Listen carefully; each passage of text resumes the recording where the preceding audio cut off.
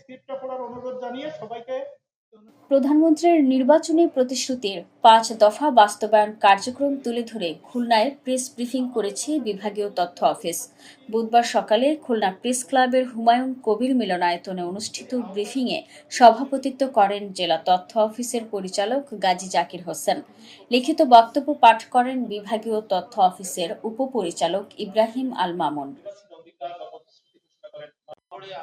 এ সময় বক্তব্য দেন press club সভাপতি মোস্তফা সরোয়ার, সাধারণ সম্পাদক তরিকুল ইসলাম, সাংবাদিক আবু তৈয়ব, মোহাম্মদ শাহ আলম, সুনীল দাস, আবদুল্লাহ আল মামুন রুবেল ও কাজী শামীম।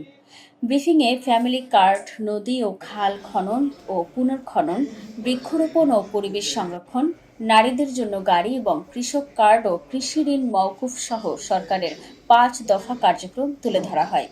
এ সময় বক্তারা বলেন, এসব কর্মসূচির মাধ্যমে খাদ্য নিরাপত্তা, কৃষি উৎপাদন বৃদ্ধি, পরিবেশ সংরক্ষণ এবং প্রান্তিক মানুষের জীবনমান উন্নয়নে কাজ করছে সরকার।